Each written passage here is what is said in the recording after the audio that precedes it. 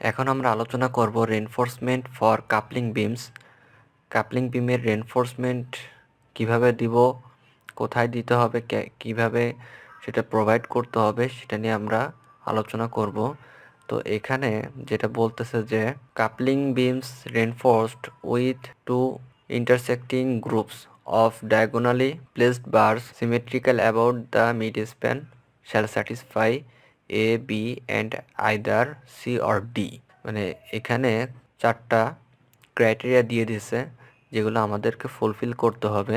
A B এই দুইটা criteria, C আর D এই সি এবং ডি এর থেকে যে কোনো একটা ক্রাইটেরিয়া ফুলফিল করলে হবে। টোটাল তিনটা ক্রাইটেরিয়া আমাদের ফুলফিল করতে হবে। And the requirements of 9.9 need not be satisfied. মানে 9.9 যে সেকশনটা আছে সেটা আমাদের স্যাটিসফাইড করার প্রয়োজন নাই। 9.9-এ আছে হচ্ছে ডিপ বিম। এই ডিপ বিমের যে রিকোয়ারমেন্ট সেটা আমাদের স্যাটিসফাইড করার প্রয়োজন নাই। তো এতে কি বলতেছে, ভিএন অর্থাৎ শেয়ার স্ট্রেংথ এর পরিমাণ কি হবে, এটা হচ্ছে 2 into A V D F Y sine alpha. এই পরিমাণ শেয়ার স্ট্রেংথ হতে হবে। তো 2 হচ্ছে যে ডায়াগোনাল যে রেনফোর্সমেন্টটা আমাদের দিতে হবে এইভাবে। তো এখানে দুইটা গ্রুপ, এইভাবে একটা গ্রুপ আর এইভাবে আর একটা গ্রুপ, এই দুইটা গ্রুপের জন্য 2। আর এভিডি হচ্ছে ওই একটা গ্রুপের ভিতর যে রেনফোর্সমেন্ট ইউজ করা হবে সেই টোটাল রেনফোর্সমেন্টের এরিয়া। অর্থাৎ একটা গ্রুপে যদি আমরা 4টা লংডিচুনাল বার দিয়ে থাকি, সেই 4টা স্টিলের যে এরিয়া টোটাল, সেই এরিয়াটা এখানে বসাতে হবে। এফ ওয়াই কি সেটা তো জানি অলরেডি আমরা। আর সাইন আলফা হচ্ছে এই যে ডায়াগোনাল যে রেনফোর্সমেন্ট আমরা প্রোভাইড করতেছি এটা কত ডিগ্রি অ্যাঙ্গেলে আমরা দিচ্ছি সেইটা। তো এটার পরিমাণটা হবে এটার থেকে কম অথবা সমান 10 ACW root over A C prime. ACW হচ্ছে কাপলিং বিমের এরিয়া। তো এটার থেকে এটার পরিমাণটা কম হবে। তো এটা হচ্ছে ক্রাইটেরিয়া এ। বিতে কি বলতেছে, minimum number of diagonal bars. মানে ডায়াগোনাল যে বারটা আমরা দিব সেটার ভিতর মিনিমাম কয়টা স্টিল আমাদের দিতে হবে, সেটা হচ্ছে যে বলতেছে minimum of 4 bars provide in 2 or more layers. অর্থাৎ 2 লেয়ারে 4টা বার আমাদের ইউজ করতে হবে মিনিমাম।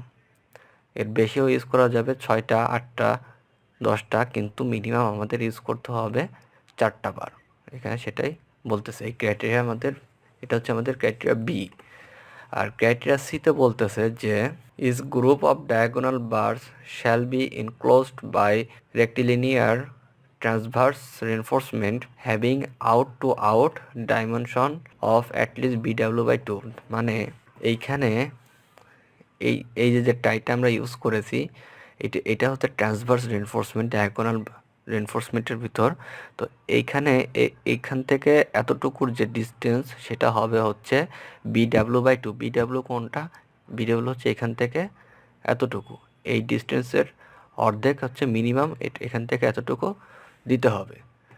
আর আরেকটা যেটা বলতেছে in the direction parallel to B W and B W divided by 5 along the other sides. অর্থাৎ এই যে আদার যে সাইড আছে এই সাইডে হচ্ছে দিতে হবে BW/5 এই পরিমাণ ডিস্টেন্স এখানে মিনিমাম।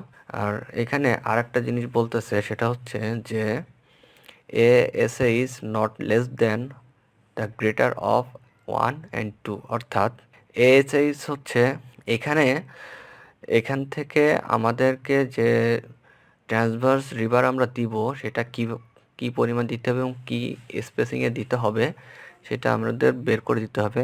ইচ্ছা খুশি মতো সেটা বসালে হবে না।